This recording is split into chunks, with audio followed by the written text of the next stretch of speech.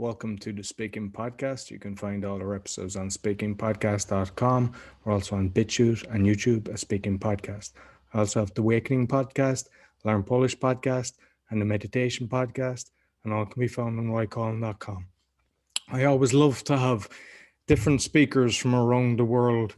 So even though you're not, well, you technically are, you're Israeli now as well as American. So please welcome Orly Wahba. Thank you so much for having me, Roy. It's such a pleasure to be on. So I always you might tell the audience, who's Orly? So basically I started off, I was a middle school educator for 7 incredible years. And then about 10 years ago, as crazy it sounds to say 10 years ago, I decided to leave my job that I loved to pursue a greater passion I had in my heart ever since I was a little kid. It wasn't per se a passion to start a nonprofit, but to really unify people and bring people together and help people recognize that who they are truly matters. And so I started Life Vest Inside, and it's a nonprofit organization on a mission to inspire, empower, and educate people of all backgrounds to lead a life of kindness, empowering people to recognize that who they are matters, that the choices that they make matter, and that we each have something that we can contribute into this world to make the world a better place. And the way that we do that is through inspirational media like film, through education, through technology, and through on-the-ground social events and leadership training programs. And it's been just an incredible journey so far over these 10 years. And over these 10 years, I've started other initiatives as well. One of them is called Abraham's Legacy, which is a social network for prayer. Basically, in a sense, I love people and I love connecting people. And I believe that every person in this world has a voice and has something that they can bring into the world to make it a better place. And so if I can help people see that within themselves, then I'm fulfilling my mission. Excellent. I love people that, have speaking skills, are doing something for humanity. It's the best thing I believe that you can do, because, once you have a gift and you can motivate people, you can do different things. It's fantastic because you can have such inspiration around the world. And yeah, it's congratulations on all the things. Thank you so much. So, I appreciate it. I always say, you know what I always say? I always say, we're each and every one of us are like a conduit for good. And if we allow ourselves to be open to let that good pass through us, there's no limit to how much we can make a difference in the world. Beautiful. Yeah, excellent. So I know you're a competent speaker. There's a lot I want to discuss, but I always like to know, what was your journey when you were younger, growing up, before, getting confident speaking? 100%. Well, I got to tell you, it's funny. Whenever I tell people this, they think I'm lying. They're like, there's no way. I was the shyest kid you ever met. I was the shyest kid. I was a kid that wouldn't even raise their hand in class. That's how shy I was. But from a very young age, I always look back. I remember myself at 4 years old, and I remember my dad tucking me into bed every night. And my dad is very much a dreamer like me, in a very positive sense, always believing that anything is possible and that any dream is able to be achieved. And when he would tuck me into bed every night, he really instilled that within me, and he really lived it, because I saw my dad go through so many different kinds of struggles in his life, and no matter how many times things sort of crashed on him, he always had this larger than life, just belief that everything happens for a reason. Everything is for the good. It's going to all be good. And that's something that, I believe has been instilled in me ever since I was a little kid. And so I also had that dream as a little 4-year-old kid, not necessarily as others, but I dreamed of wanting to change the world and wanting to bring people together. And I felt pain just as I felt joy. And when I would look at the world, I didn't understand where, animosity came from between people of different religions or different backgrounds or races or ethnicities. I didn't understand it. Why does it exist?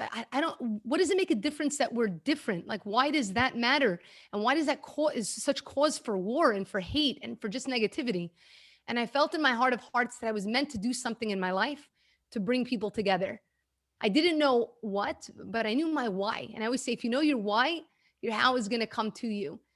And I felt like I was meant to do something that was going to be able to bring people together. And when you're a little kid, 4 years old, talking about changing the world, people look at you like you're crazy. And when you're an adult talking about it, they look at you like you're more crazy. But this passion has been the one constant in my life, I have to say. It's the one constant in my life. And growing up, again, when you believe that you could do something, but when oftentimes people tell you you can't often enough, the biggest danger, I always say, is that you come to believe it yourself. Learning, for example, was very difficult for me growing up. It was very hard for me. School was really difficult. I was taken out of my class with all my friends, put in a much smaller class, like in resource room. And so when you're not good at something, you generally don't like it. So I hated going to school because I wasn't good at it. I couldn't get it. And I have to say that it was because of a teacher that saw something in me when I did not yet see it in myself that suddenly things were able to click for me. And little by little, my confidence started to build. But then again, life is not just about going like this. It's not like this. You go up and you go down, and sometimes you stay down for a while. And I would say that there are various points in my life that brought me to where I am today. And one of them was in my middle school years. Now, it's strange because a lot of the things that brought me to who I am actually aren't necessarily these positive occurrences. If anything, most of them are really hard experiences. But I think that that's actually what pushes us to become who we're meant to be. Because in a sense, we're pushed up against the wall to tap into something within ourselves that maybe we wouldn't have been able to tap into otherwise. And in my middle school years, my seventh grade year, I came into school. My sixth grade year was fantastic. I felt like I had a great group of friends, like I was building up my confidence. And I walk into school the very first day, and every one of my friends just, in a snap of a finger, just completely turned on me. A lot of those kinds of things happen in middle school. Suddenly it was like, no, you can't sit here with us at lunch. I'd call everybody to make plans. Oh, we're all busy with our family. I'd find that they were all hanging out together and they were just laughing at me behind my back. Feeling that way as a 12-year-old kid, 11-year-old, 12-year-old kid, I didn't want to go to school at all. I don't think there was a day that I wasn't in the nurse's office just wanting to go home. I just felt like I didn't belong. And what that did is that took a stab at my sense of confidence, at my sense of worth. And I retreated into myself even more. And those feelings, those emotions followed me. And they followed me into high school, which is already a tough time as it is. You're trying to figure out, who you are amidst everybody telling you who you should be. I was a super shy kid and I had very low confidence. I wanted to just be accepted. So I would do things, or I would try to be how I thought other people needed me to be in order for me to be accepted by them. I only learned later on that doesn't work that way. If you're not actually who you are, no one's going to accept you. They're always going to keep you at arm's length in a sense. But I always loved people. I always loved people. So I was the kind of kid, whether we hung in the same crew or not, if you were absent from school, I would be the kid that was copying notes for you and bringing it to you the next day. So I did love people and it was very real, but I didn't realize that my giving wasn't coming from a positive place. And moving into high school in my sophomore year, I was in 10th grade, right? 15 years old. And another major traumatic experience happened in my life. And I think it was the greatest thing that could have happened to me, even though it doesn't seem like it's so great. In the very beginning of my sophomore year, we had a fire in my house, same house currently that I'm in right now. And overnight, everything was gone. We lost everything.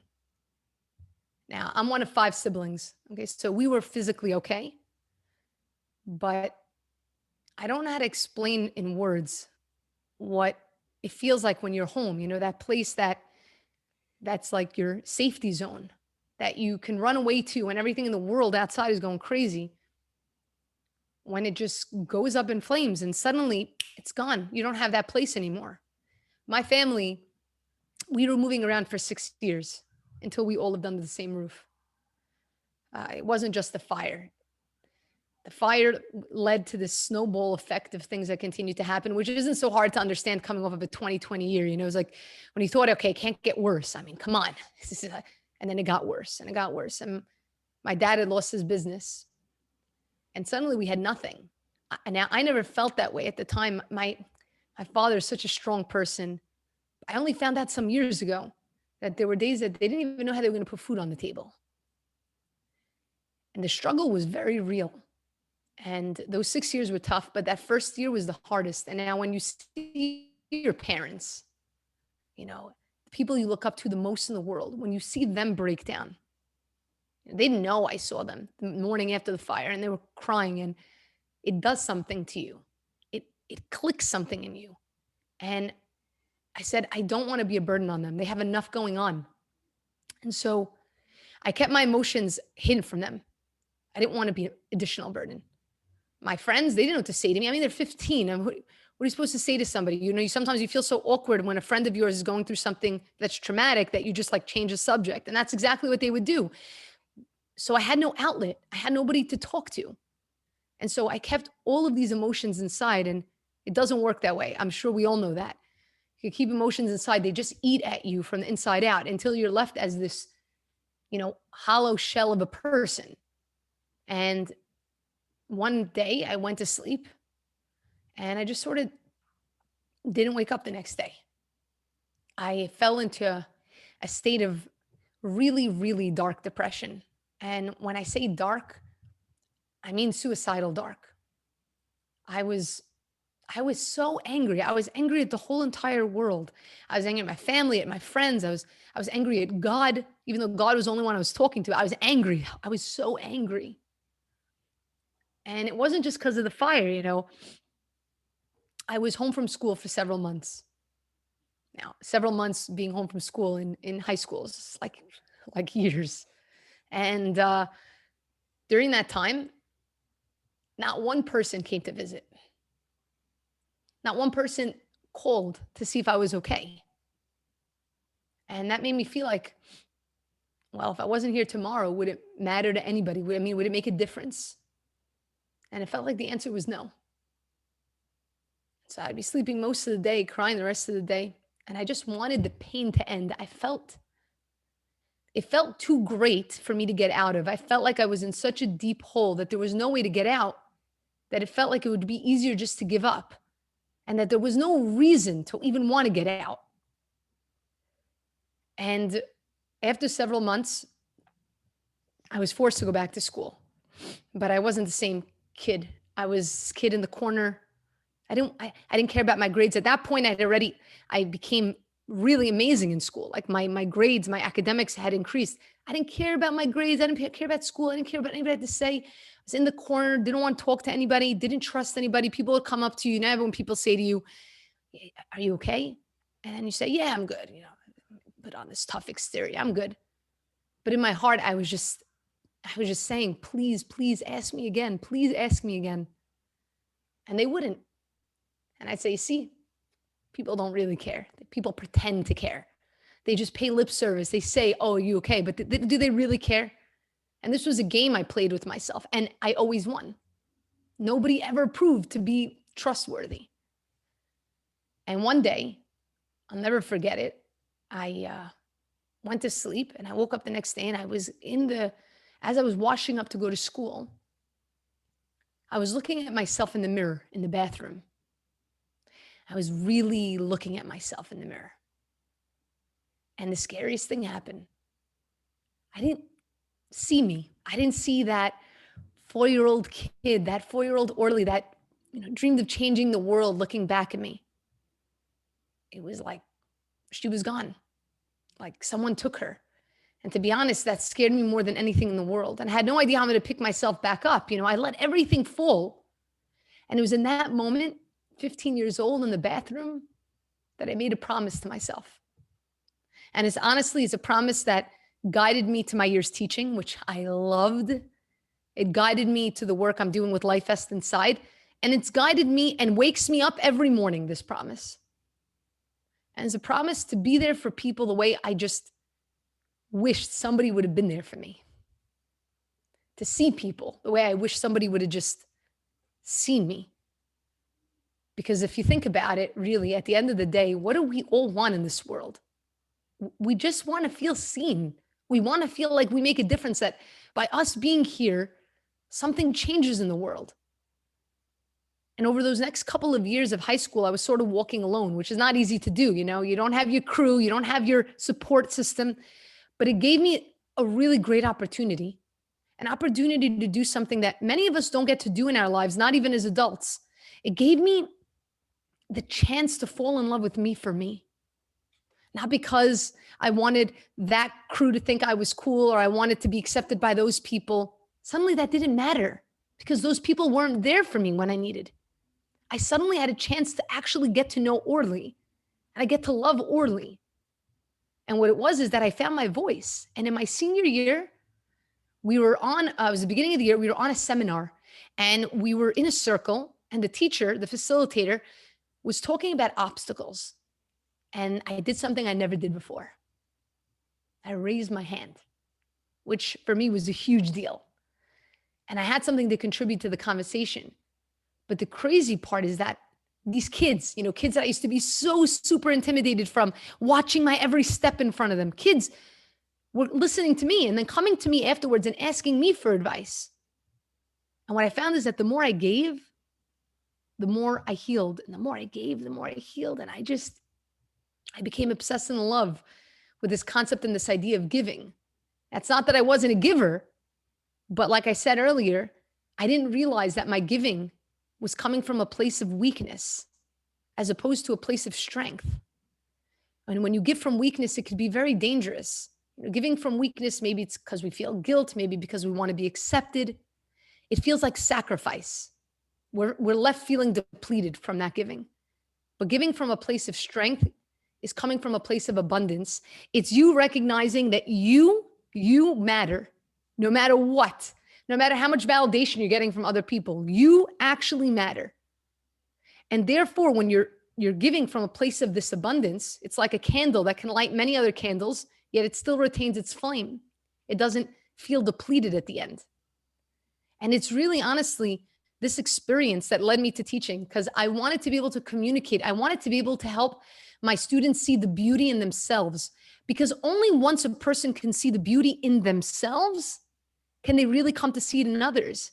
And that's truly how we undo unkindness in the world. That's how we bring more kindness in the world.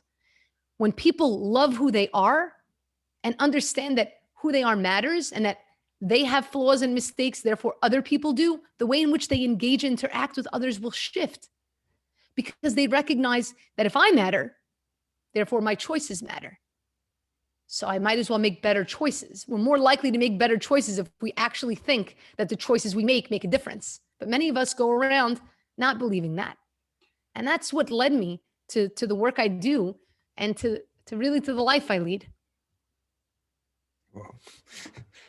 Deep and tough journey, but once, like, you said, when your back is to the wall, it gives you like a mission. And I think once you find inner beauty, that you kind of understand yourself, respect yourself, I think you become bulletproof. Exactly. Well, the truth is, no matter what we do, we're always, I think it's a constant journey in life, because like I said, right, it's not like, great, I gained my confidence, I'm good to go, I passed the board game.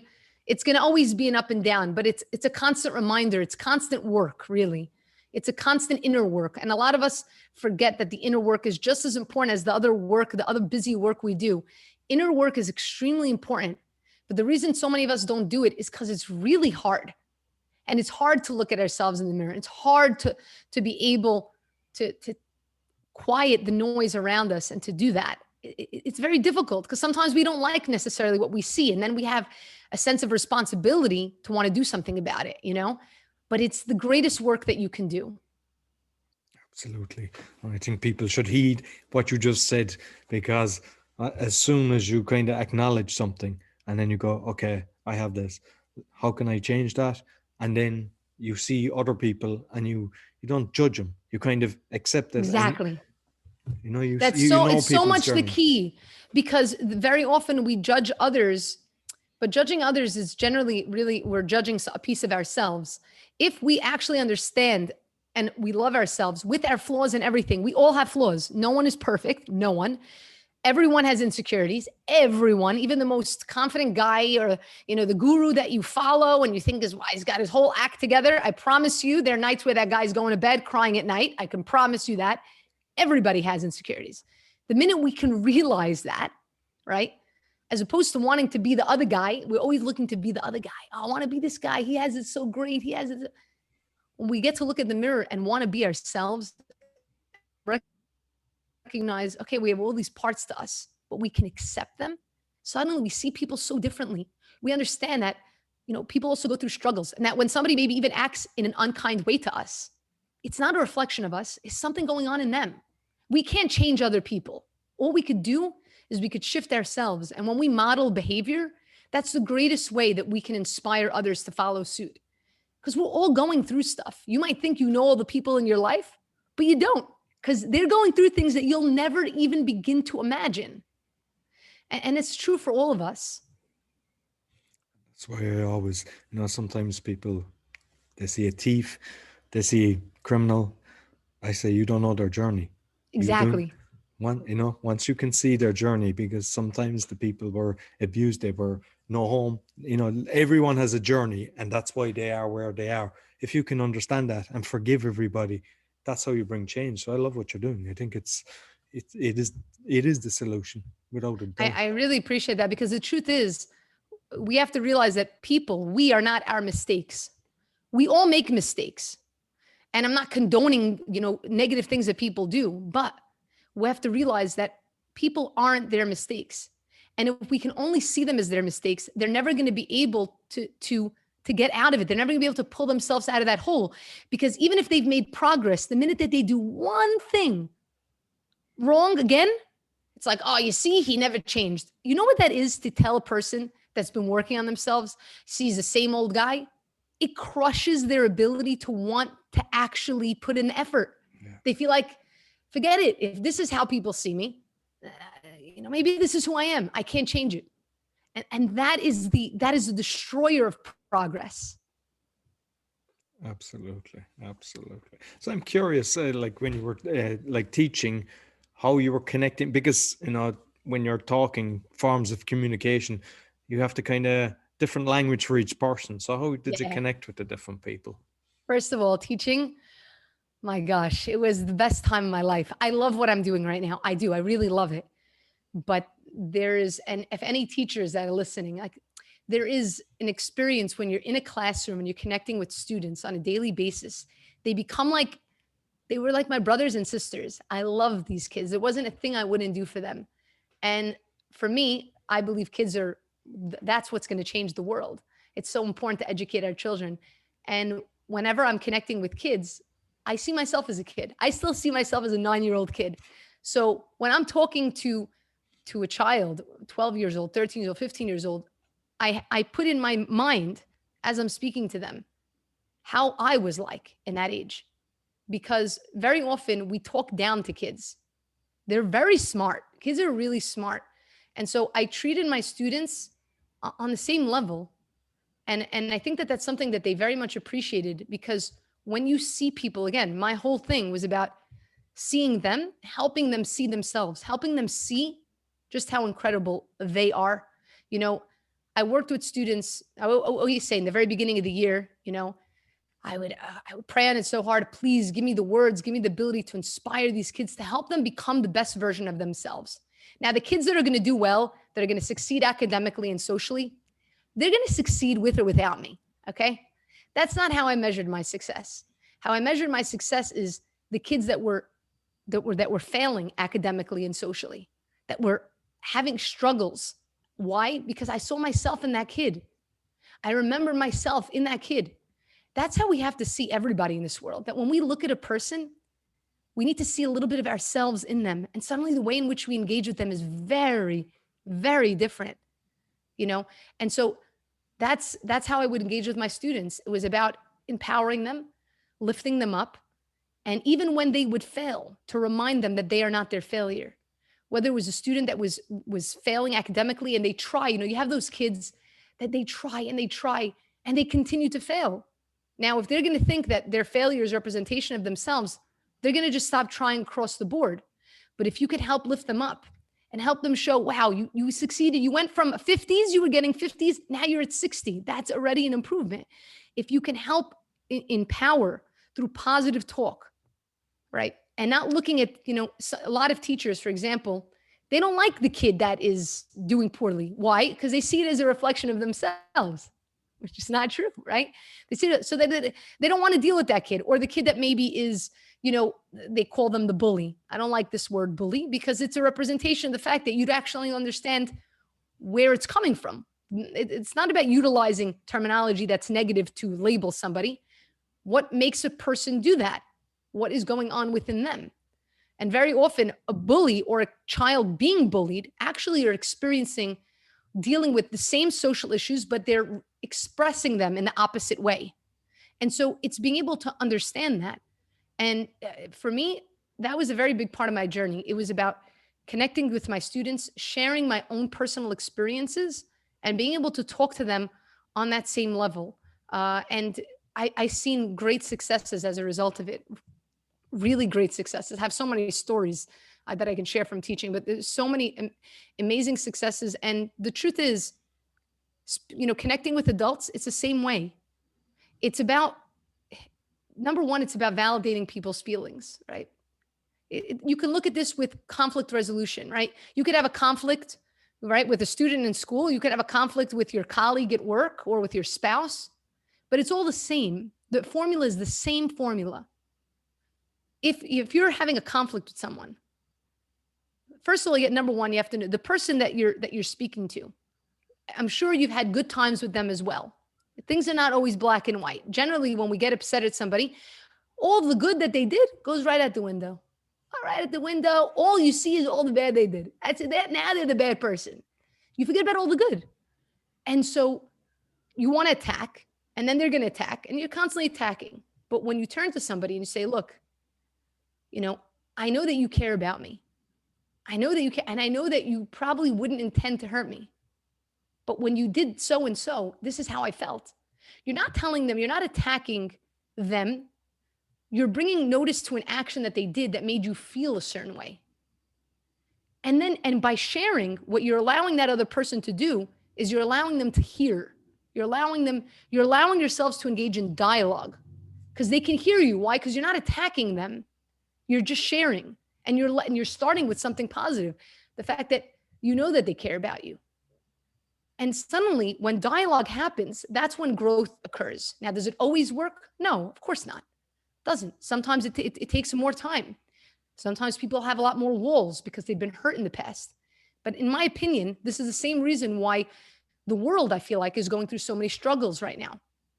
And I've seen this.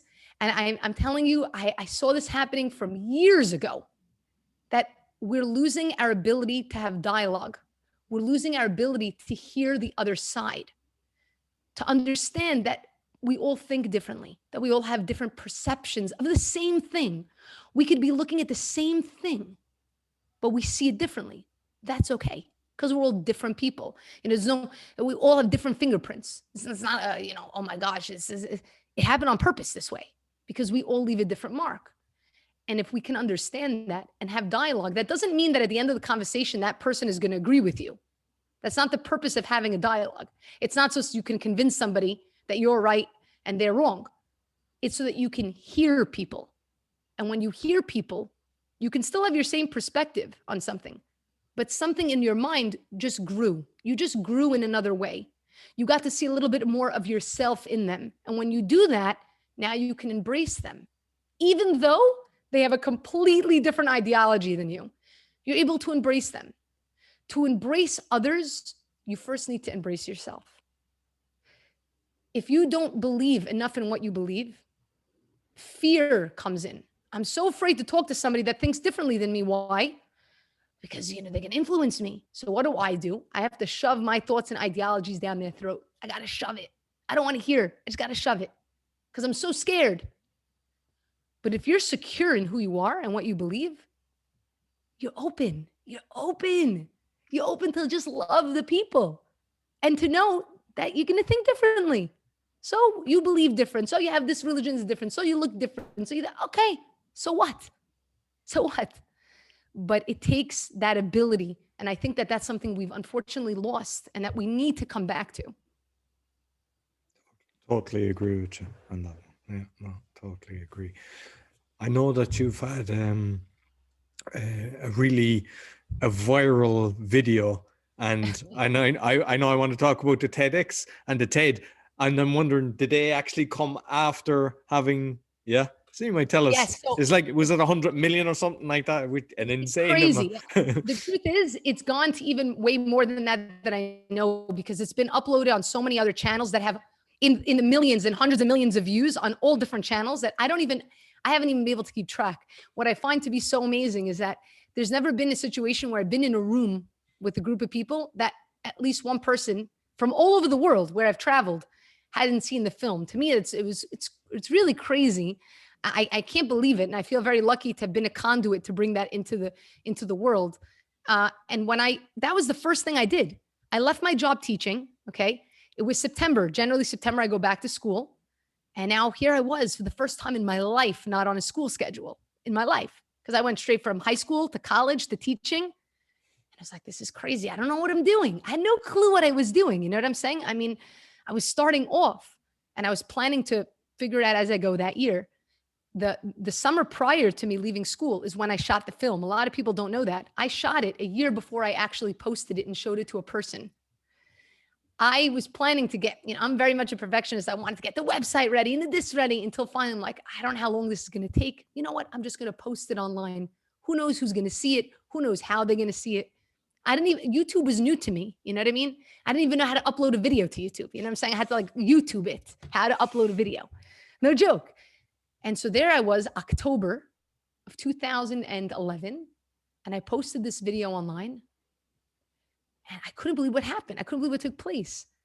I thought this is what happens when you put a video online. Suddenly, it just started more and more views, and all I was doing all day was just responding to comments.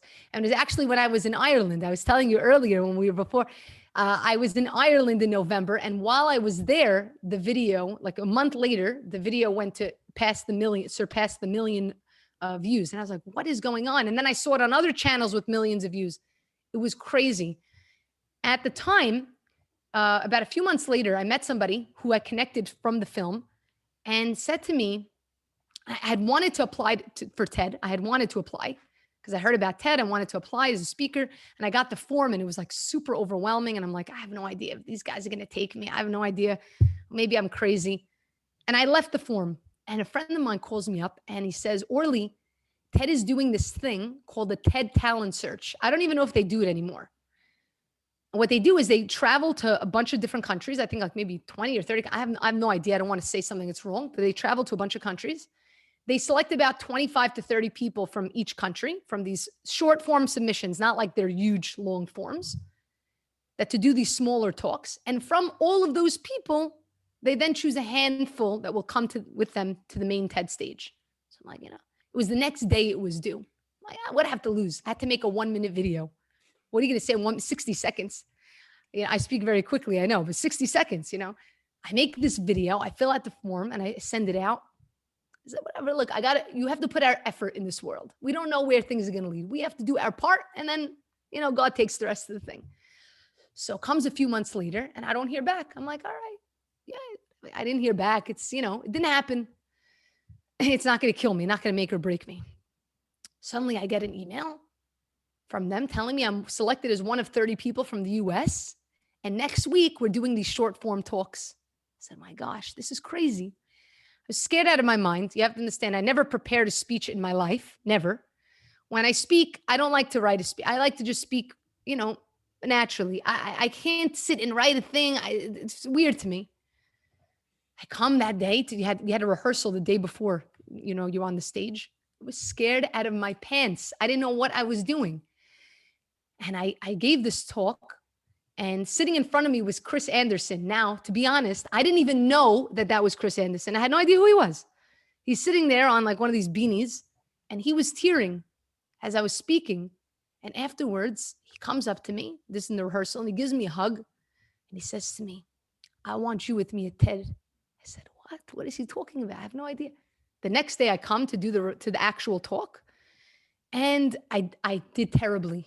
I come in, he's like, listen, we're going to put you last. I said, what are you doing to me? Putting me last? And so I have to now sit through 30 people, and the nerves, how kind of nerves happen over those 30 people? I thought I did terribly. I was super nervous. And I said, forget it. There's no way I'm going to be chosen. They put the videos online from all over the world. There was hundreds of them. And then I hear that they are choosing me to speak on the main TED stage. So that was a crazy experience. And I spoke in 2013. It was March 1st, 2013, I spoke. And as a result of that, then I got several other TED Talks. And I showed the film. I showed parts of the film during the actual TED Talk when I was there. But I have to say, it was a very surreal experience. Super nerve-wracking, I must say.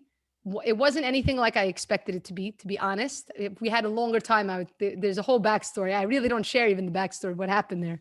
But it was a pretty rough experience, I would say. Very rough. But we learned from the rough experiences. Again, it was one of those traumatic experiences that make us who we are. So I had to, you have to get one of those every so often. You get sent one of those kinds of things every so often to keep you in check. But yeah. Right. And how long was the speech for? The rehearsal one, like the pre-talk, was 5 minutes, but the one on the main TED stage was about, I think, 9 or 10 minutes, if I'm not mistaken. And then I've done other TEDx talks that are, the general 18 minutes. And, like you obviously preferred to speak in flow, but when you had to do the 10 minutes, did you actually kind of prepare and practice it? So yeah, it had to be prepared. And because that concept was so foreign to me and so difficult for me, that was part of why I was having such a rough time there. I think I didn't have the speech, or it had gotten written or rewritten. I don't know. I don't even know how many times. I didn't have the actual speech till that morning. And I try to go ahead and you see a crazy clock in front of you counting down, But a lot of it had to do with the fact, and I'll tell you, I look back and I don't believe anything is a mistake because we learn from it. But I didn't love my TED Talk. I don't think I've actually watched the whole thing fully ever. And when it's so, when you're being told to be something that you're not, you keep being told who you need to be, that you then forget, or you get lost in the sea of people telling you what you want them to be, that you forget to be you. It was a very difficult experience because I like to speak from a very natural place. And it was like people nitpicking at, you need to do this or you need to do that. And I felt like I lost myself. And it was a very hard week for me. That week that I was there, and I spoke at the end of TED. They put me at the last, like second to last slot again. It was a very, very actually down week for me. I lost, I think, maybe 15 pounds that week, just from the nerves and from being under stress.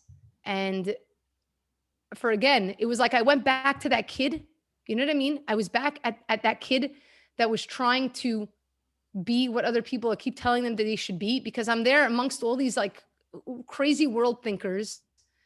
And I felt like I didn't belong. And that was very bad. And we all get those feelings, and, every so often. But I allowed myself, nobody can make you feel that way except you.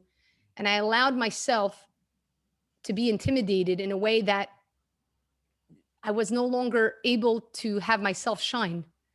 And it was a very tough experience. I'm not going to lie. It was really, really rough. I rarely share about the experience there, but after all these years, it was really tough, but I learned from it. I don't know, is your case similar? Because I know that when I done Toast, like I used to hate speaking. I'm only speaking like 4 years. And when I went to Toastmasters, my first speech, I remember I had it recorded, and I just didn't want to look at it because I felt it was so terrible. And I think we're our own worst critic. Yes, we are. We are definitely our own worst critic. And sometimes we have to trust our instincts, because you can have a lot of people telling you what they think you should do, but you know what you should do. We ask people because we want that validation from others, but at the end of the day, we know in our hearts what we should do, because it's us. It's coming from our heart, especially when it's passion. You know what I mean? And that taught me something about giving talks. It did. It taught me. And till today, I never write a talk. I don't.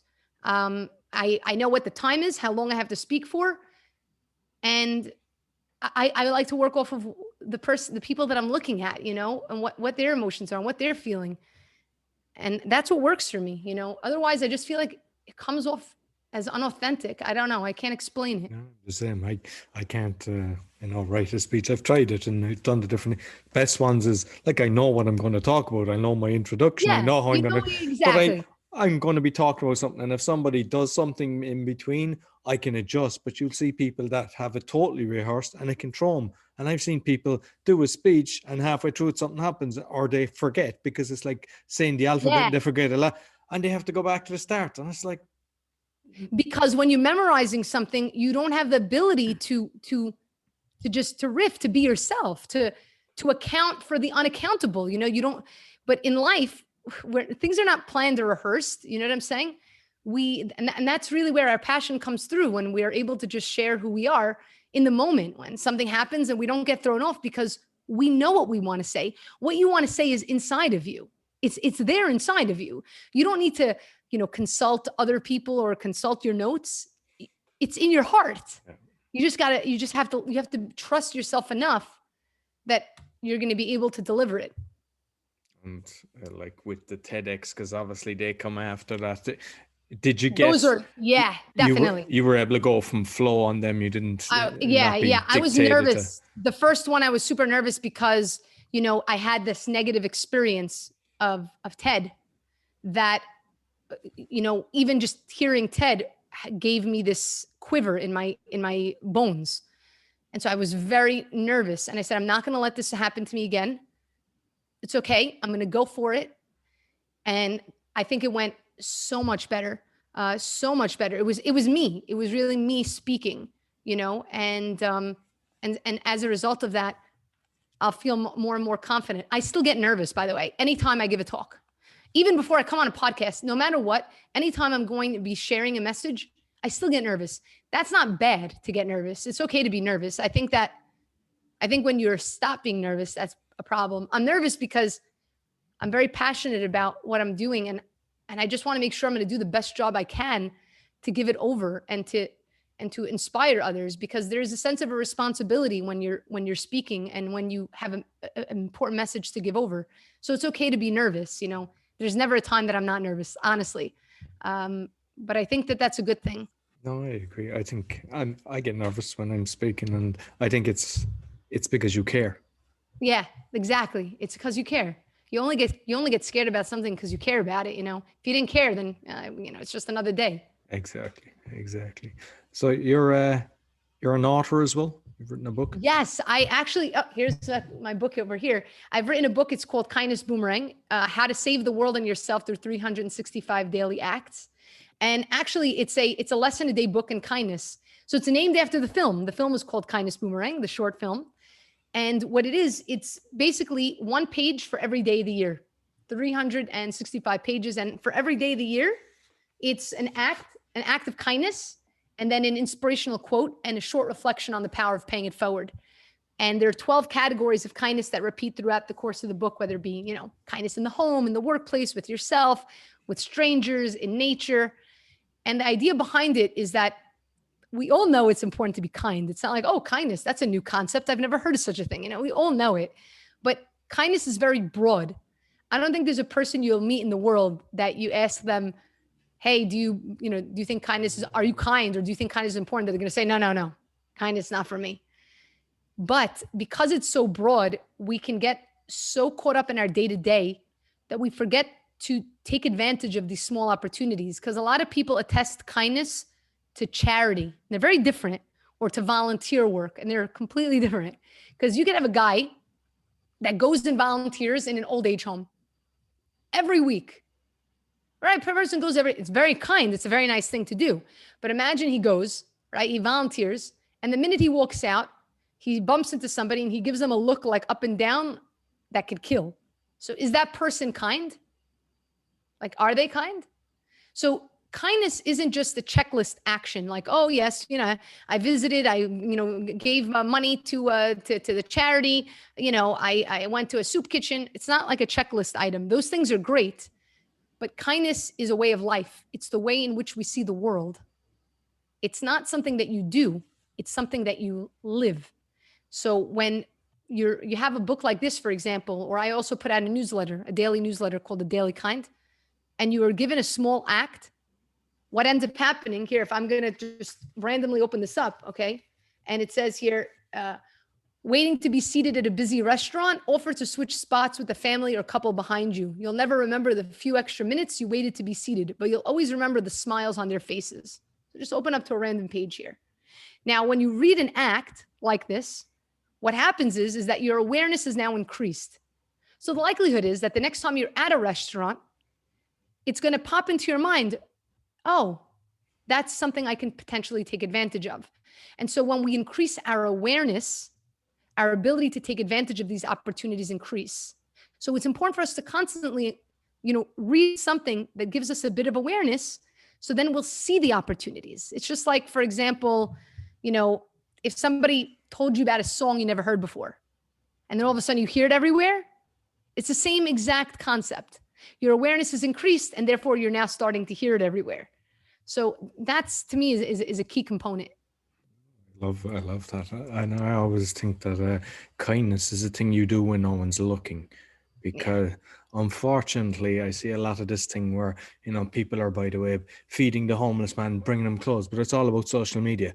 And it's like, if you're going to do that, you do it. You don't do it to get likes or comments and everything. And, it's like, that's... I don't disagree with you. I would say that there's two parts of it. One, because a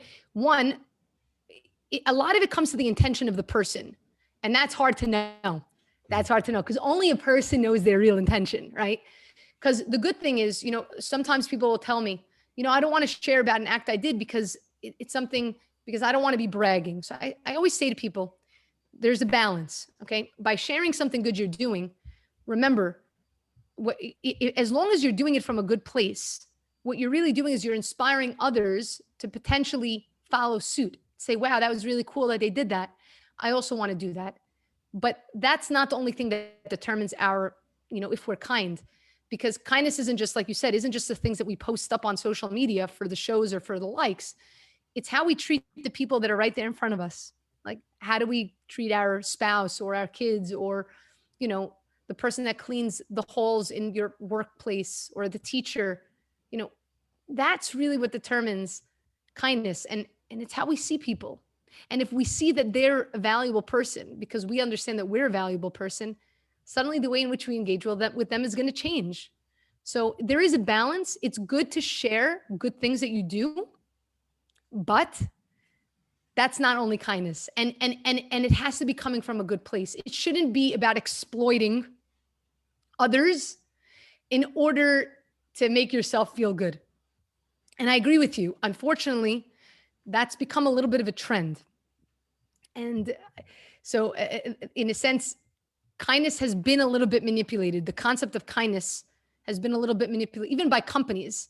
It's been manipulated, and it's very dangerous because it also makes people not know whether something is authentic or not. I think at the end of the day, people can feel if something is authentic or not. But when something is used as a gimmick or as a marketing tool, then it lacks something. You know what I mean? Yeah, the corporation. I mean, I've seen a lot of corporations, and you Yeah, see their I've mission seen statement it. and what they're doing, and they do a I've million seen it. times horrible. And I think the employees know that. And because I'm trying to make change as well. There's a lot of us. That's one thing. We don't see the people that are making change or that are trying to do different things. But if you touch the people that are working for these corporations, you're, at the end of the day, it's not an entity with the corporation, it's people. And if you can touch the people, then they can make the change. This is, hey, yeah, we're showing this lovely, we're this brilliant company, but the reality is, like we have children digging cobalt, in Africa. Yeah, we Exactly. can't, and that way, by everyone becoming conscious, that's how we can make change. Instead of attacking a company, like at the end of the day, you won't win anything attacking them, especially when they've got, gazillion in their Yeah, they bank got account. loads of money behind them. 100%. 100%. I agree with you. I really agree with you completely. So listen, I know I think I'll have to get you back because we're reached the hour, and I know I'd love to go on for 2 hours. 100%. I I'd would love to love to talk get to you again. Yeah, definitely. I really, and I just want to say, it's just been so, it's been so incredible speaking with you. And I can see your authenticity in your eyes. So I appreciate you having me on and giving me the opportunity to share my story. And I thank you for the work that you do to inspire others, to be the best that they can be. I've loved this conversation. So how can people get in contact with you? So you could reach me. First of all, I answer every email. So you can always email me directly. People always find it funny when I answer their emails, but really I answer every email, even though it sometimes takes me a little time. So you can email me at Orly, that's ORLY, at lifevestinside.com. The idea behind Life Vest Inside is that kindness keeps the world afloat like a life vest, so that our greatest life vest is inside of us. You can also check us out on the website, lifevestinside.com. You could check out our social media channels, YouTube, Facebook, Instagram, Twitter, LinkedIn. I highly recommend subscribing to our YouTube channel. I put up a video each week where I do a reading from my book. And we also do giveaways, once a month. And we put out loads of amazing video content like Kindness Boomerang and cool video collaborations there. So all of our channels are at lifevestinside.com. And you can learn more about the organization and our initiatives through lifevestinside.com. It'll take you to some of the other initiatives that we have, like Dance for Kindness or Project Hope Exchange. There's so many others, but that's probably the best way to get to those locations. Brilliant. And I'll make sure that all the links that you've just said, they'll be in the description of the podcast and also on the video channels as well. So people can Thank you so much. I appreciate that. Thank you very much. So that's all for the Speaking Podcast. You'll find all our episodes on speakingpodcast.com or on BitChute and YouTube. Be sure to give us a thumbs up, share. Until next week, take care.